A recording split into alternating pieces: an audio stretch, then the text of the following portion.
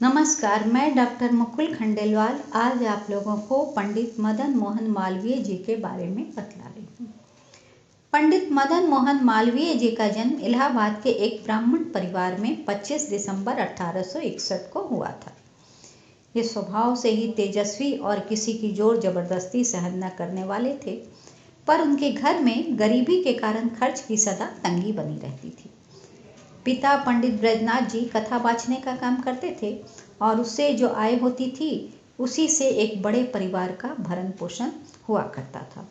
उस समय स्कूल की फीस बहुत थोड़ी थी, पर उसको भी समय पर दे सकने की गुंजाइश नहीं थी। इसीलिए इनकी माता समय समय पर अपने कड़ों को गिरवी रखकर फीस और स्कूल के खर्च की व्यवस्था करती थी और जब रुपया आ जाता तो उसे छुड़ा लेती। बड़े होने पर भी मालवीय जी को अपनी गरीबी अवस्था के दिन याद रहे और वे सदैव निर्धन विद्यार्थियों की फीस माफ करके तथा अन्य प्रकार से उनकी सहायता किया करते थे। सन 1879 में उन्होंने मूडर सेंट्रल कॉलेज से मैट्रिक तक की पढ़ाई पूरी की। वर्ष 1884 में उन्होंने कलकत्ता विश्वविद्यालय से बीए की शिक्षा पूरी की और 40 रुपये मासिक वेतन पर इलाहाबाद में शिक्षक बन गए। वे आगे एमए की पढ़ाई करना चाहते थे, लेकिन आर्थिक स्थिति ठीक नहीं होने के कारण वे ऐसा नहीं कर सके। मालवीय जी के हृदय में आरंभ से ही देश सेवा, समाजोत्थान की भावना प्रबल थी। एक राजनेता और स्वतंत्रता सेनानी के रूप में मालवीय जी के जीवन की शुरुआत वर्ष 1886 में कलकत्ता में दादा भाई नौरोजी की अध्यक्षता में आयोजित भारतीय राष्ट्रीय कांग्रेस के दूसरे अधिवेशन में भाग लेने के साथ हुई। इस शुरुआती अधिवेशन में उनके द्वारा दिए गए भाषण को वहां मौजूद लोगों ने काफ़ी सराहा। मदन मोहन के भाषण का असर महाराज श्री रामपाल सिंह पर बहुत गहरा पड़ा। उन्होंने उनकी विद्वता से प्रभावित होकर उनसे साप्ताहिक समाचार पत्र हिंदुस्तान का संपादक बनने और उसका प्रबंध भार संभालने की पेशकश की। मालवीय जी कट्टर सनातन धर्मी ब्राह्मण थे और राजा साहब विलायत से लौटे हुए क्षत्रिय, जिनको मद्य मांस से जरा भी परहेज नहीं था। विलायत से वे एक यूरोपियन महिला को भी विवाह कर ले आए थे। मालवीय जी को किसी भी मदिरा पान किए हुए व्यक्ति के पास बैठना तक कठिन जान पड़ता था। इसलिए उन्होंने राजा साहब से यह शर्त रखी कि जब वे मद्यपान किए हों तो उनको बातचीत के लिए न बुलावें, अन्यथा वे वहाँ कार्य नहीं करेंगे। राजा साहब ने उनको 60 की जगह 200 रुपये वेतन देने का भी वादा किया और मालवीय जी ने संपादन का कार्य जो है वो इस ख्याल से भी संभालने को वो तैयार हुए कि यहाँ ये काम करके वे देश सेवा, समाज सेवा, धर्म सेवा आदि के कार्यों को अच्छी तरह कर सकेंगे। मालवीय जी ने 2.5 वर्षों तक हिंदुस्तान का संपादन बड़े उत्साह और योग्यता से किया।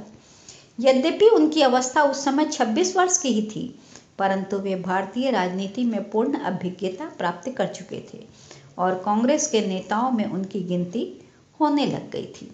हिंदुस्तान के लेख बड़े तथ्यपूर्ण और प्रभावशाली होते थे और यही कारण था कि थोड़े ही समय में मालवीय जी का नाम जो है देश भर में फैल गया। हिंदी का वह पहला समाचार पत्र था जिसका नाम देश विदेश तक फैला और जिसने राजनीति तथा साहित्य क्षेत्र में कुछ सराहनीय कार्य कर दिखाया।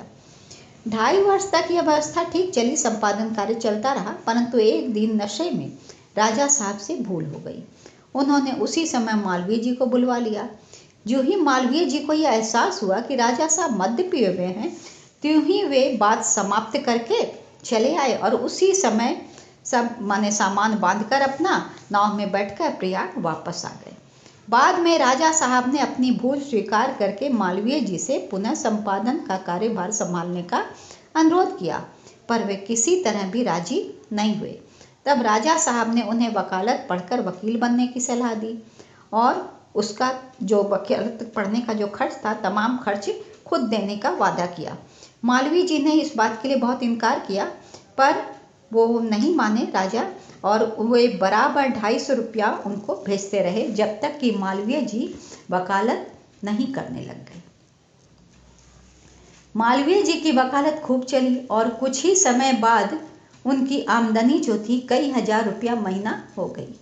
उसी समय की बात है, एक दिन राष्ट्रीय कांग्रेस के प्रधानमंत्री पंडित अयोध्यानाथ ने ह्यूम साहब से शिकायत की कि जब से मालवीय जी वकालत करने लगे हैं तब से कांग्रेस के काम में ढिलाई करने लगे हैं। ह्यूम साहब ने कहा, ठीक ही करते हैं, इन्हें कानून की ओर पूरा ध्यान लगाना चाहिए। और फिर वे मालवीय जी की ओर देखकर बोले, देखो मदन मोहन, ईश्वर ने तुम्हें तीव्र बुद्धि दी है। अगर मन लगाकर तुम 10 वर्षों तक वकालत कर लोगे तो निश्चय ही आगे बढ़ जाओगे। तब तुम अपनी प्रतिष्ठा के कारण अधिक जनसेवा कर सकोगे। यद्यपि मालवीय जी की वकालत बहुत अच्छी चली और ह्यूम साहब के कहे अनुसार उन्हें उससे पर्याप्त धन भी मिल गया, पर उनकी आत्मा जो थी उसकी ओर आकर्षित नहीं होती थी।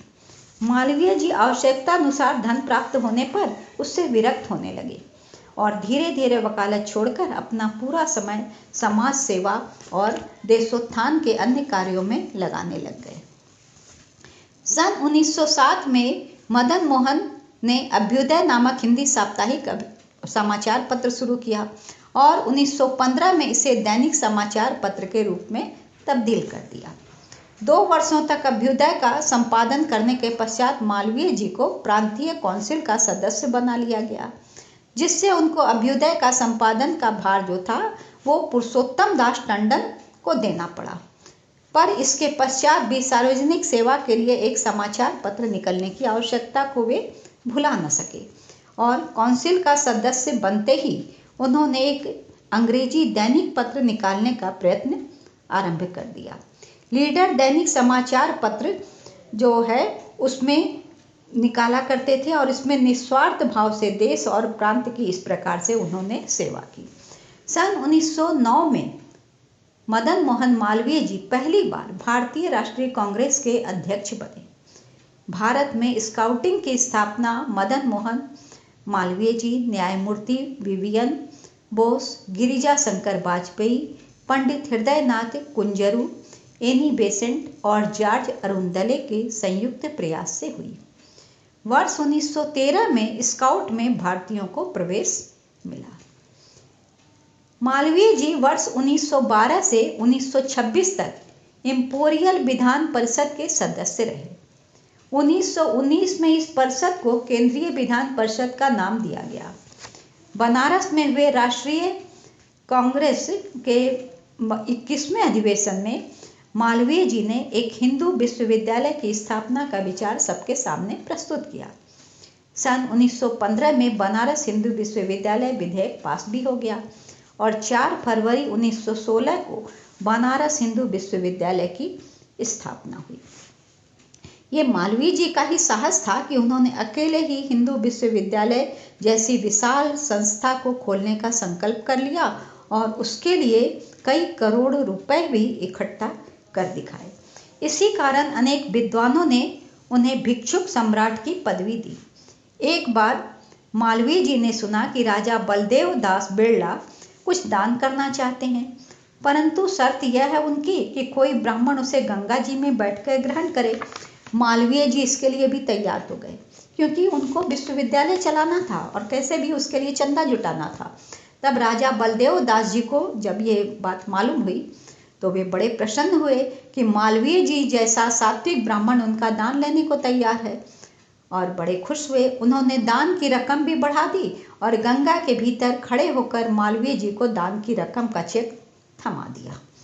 मालवीय जी ने उस 1 लाख से अधिक की रकम में कुछ रुपए अपनी तरफ से मिलाकर विश्वविद्यालय को दान कर दिया।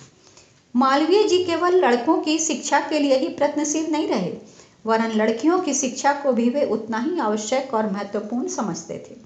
उन्होंने अपने हिंदू विश्वविद्यालय में लड़कों की शिक्षा की तरह कन्या शिक्षा की भी उचित व्यवस्था की। एक बार विश्वविद्यालय के MA संस्कृत विभाग में पढ़ाने वाले एक अध्यापक ने एक लड़की को वेद पढ़ाने से इनकार कर दिया कि नहीं, स्त्रियां वेद का अध्ययन नहीं कर सकती हैं। पर मालवीय जी ने इसका प्रतिवाद करके उसको वेद पढ़ सकने की अनुमति प्रदान की। मालवीय जी को ईश्वर पर भरोसा था और वह बड़े धैर्यवान थे। उनके धैर्य की परीक्षा तो इस समय हम देखते हैं जब वृद्धावस्था में उनका पुत्र श्री रमाकांत मालवीय बहुत बीमार पड़ गया।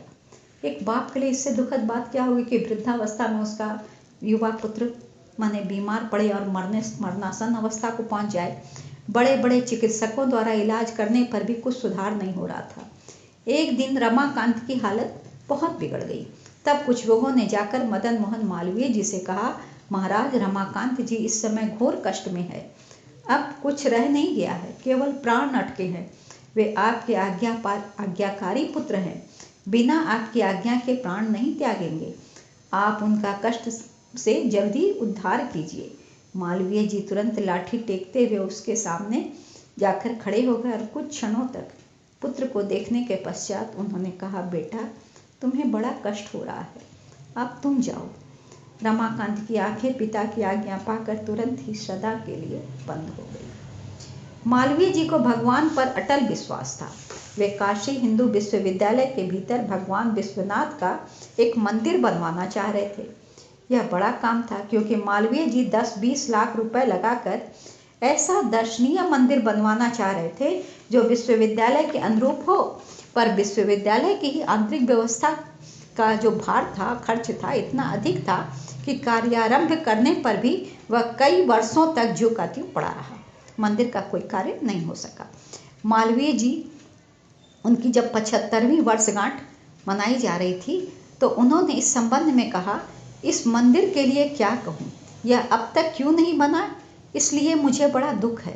50 मील पैदल चलकर एक तपस्वी महात्मा आए और इसकी नींव रख गए। तब से यह अभी तक नहीं बन सका, पर इसका सब दोष मुझ पर है। आप घबराइए नहीं, विदेशों में भी बड़े बड़े भवनों के बनने में यूं ही देर होती है। कुकुरमुत्ता तो यूं ही उग जाता है, पर बड़े वृक्ष के बढ़ने में समय लगता है। मैंने इसके लिए काफ़ी समय नहीं दिया, इसके लिए मैं शर्मिंदा हूँ, पर अभी मेरा 10 वर्षों का कार्यक्रम है। आप विश्वास रखें, मैं अभी नहीं मरूंगा। इस वक्तव्य के ठीक 10 वर्षों बाद 85 वर्ष की अवस्था में ही उनका देहांत हुआ।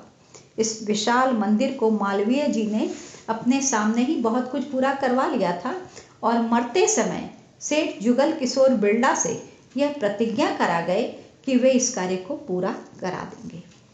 12 नवंबर 1946 को जब मालवीय जी का देहांत हुआ तो काशी में उनकी अर्थी का इतना बड़ा जुलूस निकला जितना उससे पूर्व कभी देखने में नहीं आया था।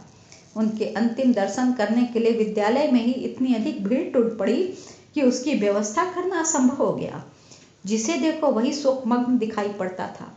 हजारों व्यक्ति आंसू बहाकर व्याकुल हो रहे थे।